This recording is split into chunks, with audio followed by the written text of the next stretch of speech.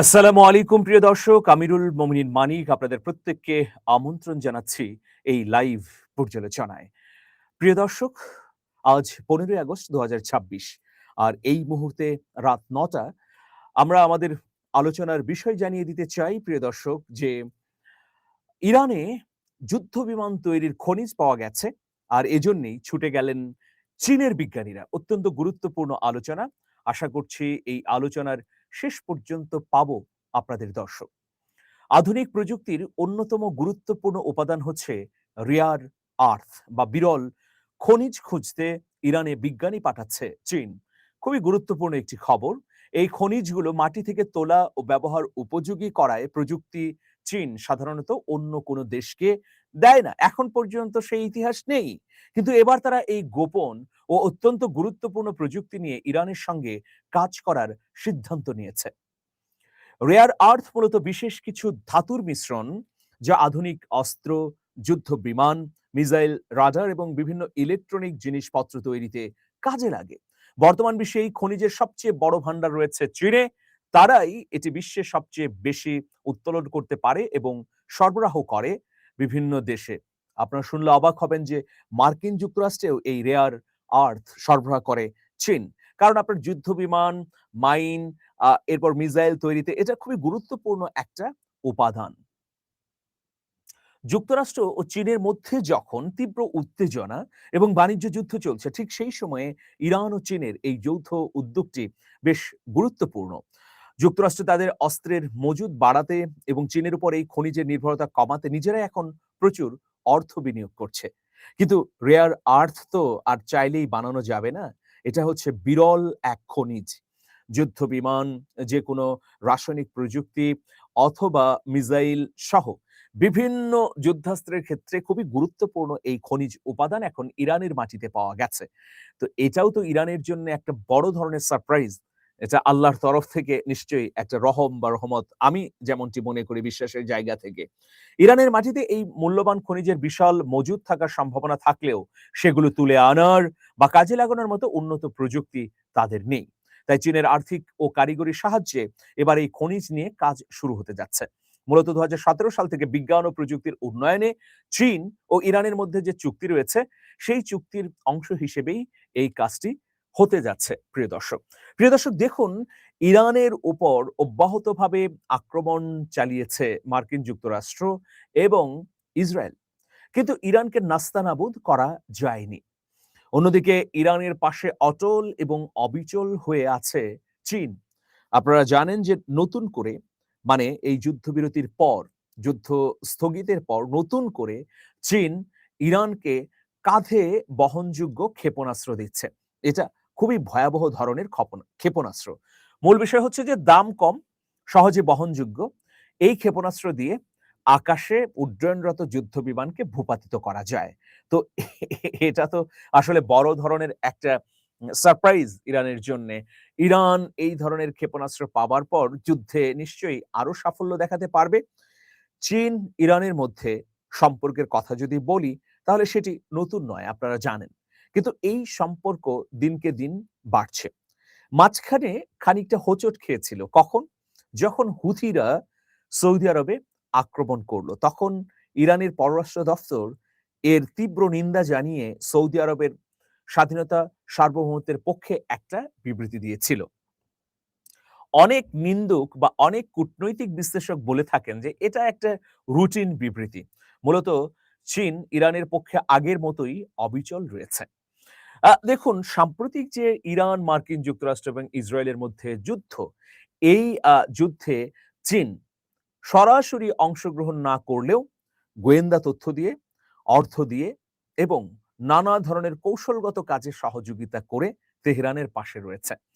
Beijing এর সঙ্গে তেহরানের যে সম্পর্ক সেটা কোনো অংশেই কমেনি, বরং যুদ্ধের মধ্যে পরীক্ষিত বন্ধু হিসেবে আবির্ভূত হয়েছে বেইজিং।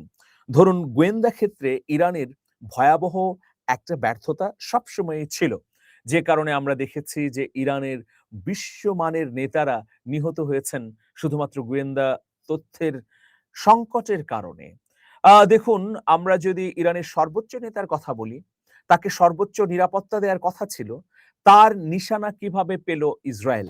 বা মার্কিন যুক্তরাষ্ট্র? এটা তো একটা অবাক ব্যাপার। ইরানের আইআরজিসি বলি, সামরিক বাহিনী বলি বা অন্যান্য যত ইউনিট রয়েছে নিরাপত্তার ক্ষেত্রে যারা কাজ করে, সব ইউনিটই তো আসলে সর্বোচ্চ নেতা আয়াতুল্লাহ আলী খামেনি নিরাপত্তা দিচ্ছিল। তাহলে কেন তাকে টার্গেট করে হত্যা করল মার্কিন যুক্তরাষ্ট্র এবং ইসরায়েল? এটা তো অবশ্যই গোয়েন্দা ব্যর্থতা। তো এইসব ব্যর্থতা কাটাতে তুরস্ক, রাশিয়ার মতো ইরানকে চীনও নানাভাবে সহযোগিতা করেছে। বিশেষ করে রাশিয়ার সহযোগিতা তো বিরল এবং অসাধারণ। যার ফলশ্রুতিতে আমরা কি দেখতে পেয়েছি যে গত ৩ মাস ধরে যে যুদ্ধ চলছে, সেই যুদ্ধে মধ্যপ্রাচ্যে থাকা মার্কিন ঘাঁটিগুলোকে নিখুঁতভাবে আক্রান্ত বা আক্রমণ বা টার্গেট করেছে তেহরান। এটা ইরান, চীন আ এবং রাশিয়া, তুরস্ক এই সম্মিলিত প্রচেষ্টার মাধ্যমে সফল হয়েছে। যদিও তুরস্ক এটা স্বীকার করে না। কিন্তু চীন আর রাশিয়ার যে গোয়েন্দা সহযোগিতা চীনের জন্যে, এটা তো খানিকটা প্রকাশ্যেই। এখন একটা ব্যাপার হচ্ছে যে হুথিদের বিরুদ্ধে নিন্দা করল চীন। কিন্তু এটা তো চাউর আছে বা হুথিরা যে ক্ষেপণাস্ত্রগুলো ব্যবহার করছে, সেগুলো তো চীনের মডেলের আদলে। অনেকে বলে থাকেন যে চীনের কাছ থেকে প্রযুক্তি নিয়েই হুথিরা কেবলমাত্র কাভার পাল্টে নাম বদলে নতুন, নতুন ক্ষেপণাস্ত্রের মজুদ গড়ে তুলেছে। অন্যদিকে হুথিদের তো চীনও আ সরাসরি না বললেও তারা সামরিক প্রযুক্তি যে দিচ্ছে এটা তো একেবারে আকাশের মতো স্পষ্ট। আর ইরান তো তাদেরকে সহযোগিতা করছেই। সবকিছু মিলিয়ে মধ্যপ্রাচ্যে চীন, ইরান এই দ্বৈরথের কারণে একটা শক্তির দারুণ সমীকরণও তৈরি হয়েছে।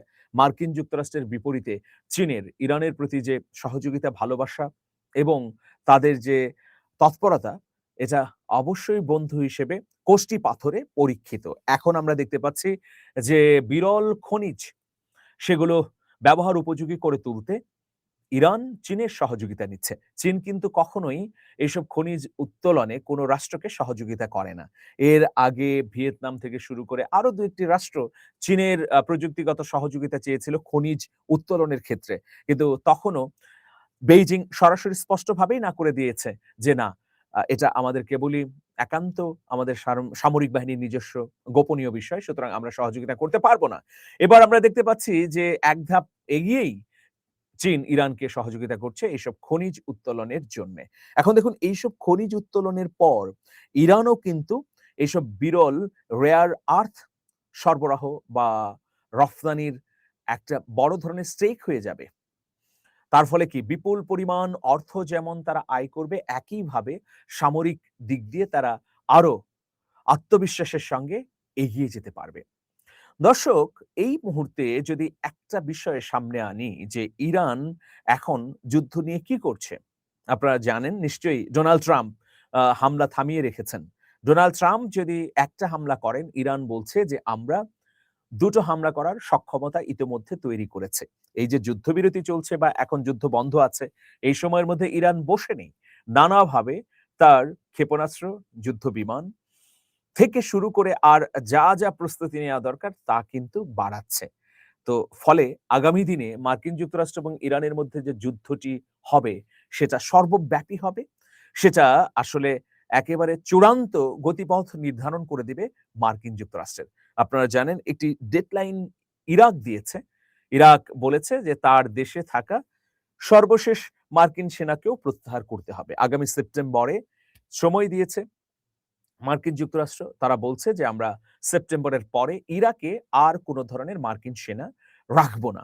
এখন দেখুন ইরাকের পক্ষ থেকে আরেকটি ঘোষণা দেওয়া হয়েছে যে আমাদের এই ভূখণ্ড থেকে প্রতিবেশী কোন রাষ্ট্রে হামলা করা হবে সেটা আমরা মেনে নেব না। জর্ডানের কথা যদি বলি, জর্ডানে কি অবস্থা? মার্কিন যুক্তরাষ্ট্রের ঘাঁটিগুলো একদম দুমড়ে মুচড়ে দেওয়া হয়েছে। এরপর আমরা যদি বলি কুয়েতের কথা, কুয়েতেও একই অবস্থা।